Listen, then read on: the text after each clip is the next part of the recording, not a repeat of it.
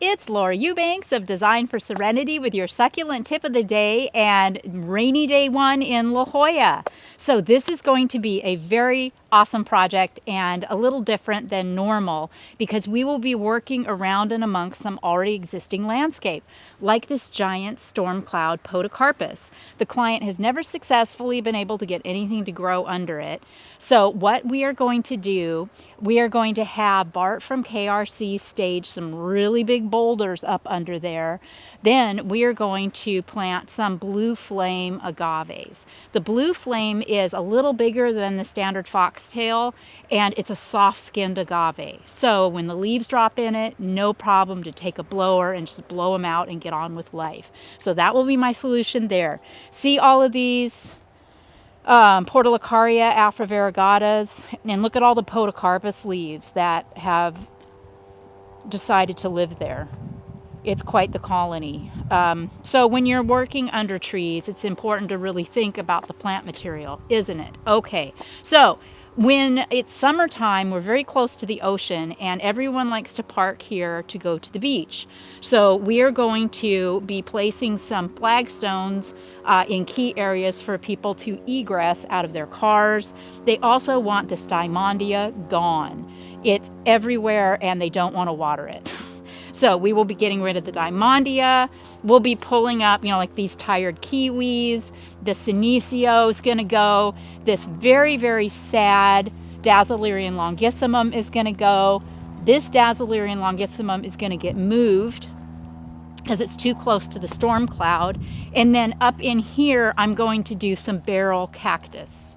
This is a very, very hot spot, and this is another area that they've had a lot of difficulty getting anything to thrive in. So that's always my solution. If you've got an area that's nothing ever grows in it, plant barrel cactus. Okay. All right. Then over here,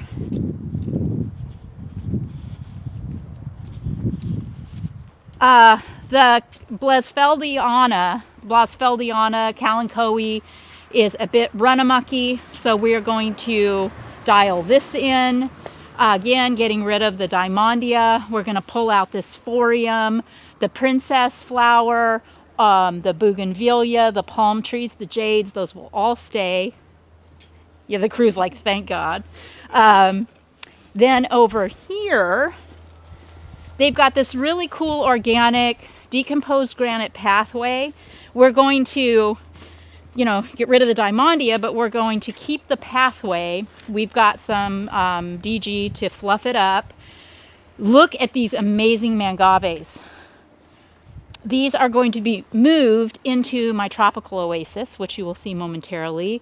The Zwartkopf aeonium, they've just, it's time for them to go. We need to do something else.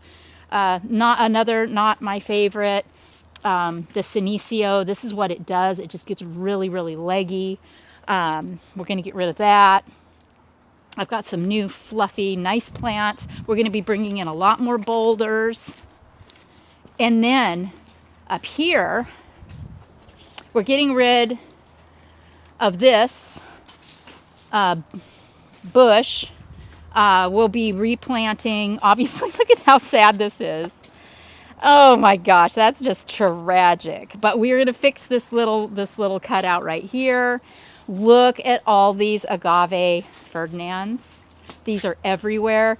These are going to come out and be rehomed somewhere else in the yard because this is going to be turned into the tropical oasis. I have copious amounts of bromeliads coming from Waterwise Botanicals. Tom Jesh pulled them for me himself, and he is including some really big ones, he says. So to go with the ones that are already here, we're going to be adding a couple of yards of soil, get some movement going. It's a super highway under here of lights, camera action.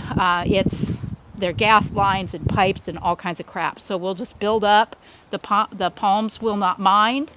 Then this bottom layer of this fountain we are going to fill with soil, and we're going to plant it out in a beautiful tapestry.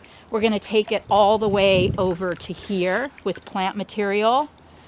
Over here, I'm going to take out these jades and all of the ground cover. We're going to plant some beautiful mature aloe ferox that they have in the backyard. We're going to move some of those.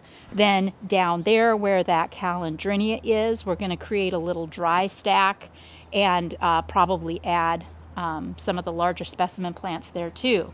We will replant this beautiful pot along with the one down there that is empty or virtually empty. And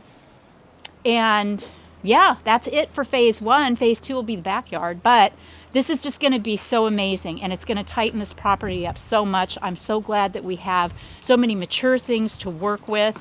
I hope that this really, really inspires you to look at your yard in a different light, and we will check in again at the end of the day so you can see our progress. Okay guys, so it is the end of day one in La Jolla.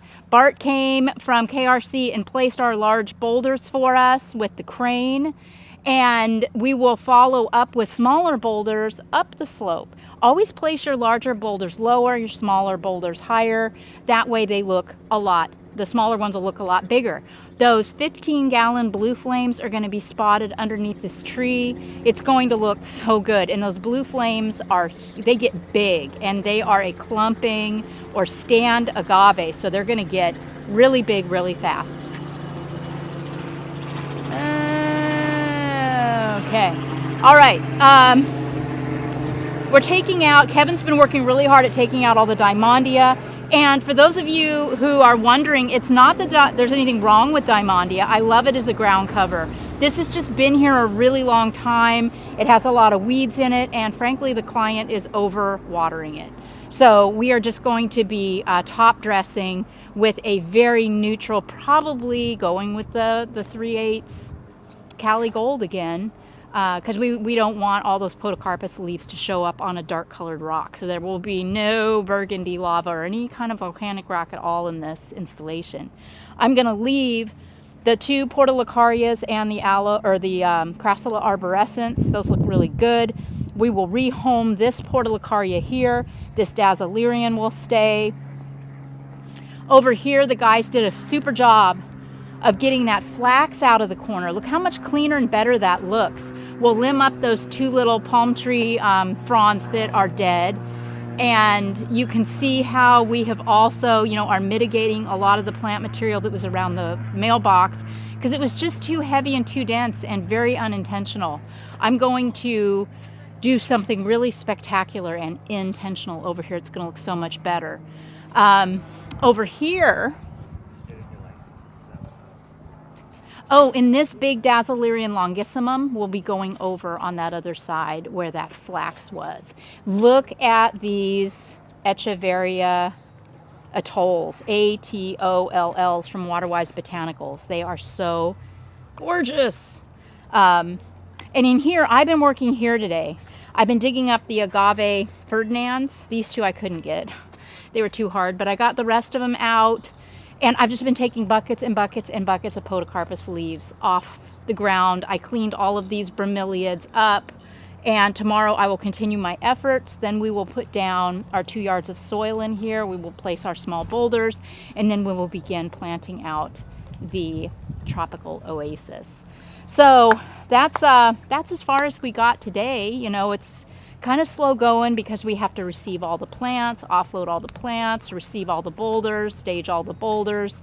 It's kind of a slow, tedious process on day one. Tomorrow things should move quite a bit faster. Thank you guys so much for watching, for following, for subscribing. Oh, and also fasten your seatbelts. All of the crap in the store, the phallus stuff, the cactitties, the succulent dog, all of it is available in the shop for Christmas. So run, don't walk. Get your Christmas crap while it's hot. Thank you all so much for your support. This is Laura reporting for Team DFS from La Jolla on day one with your succulent tip of the day. Bye, guys.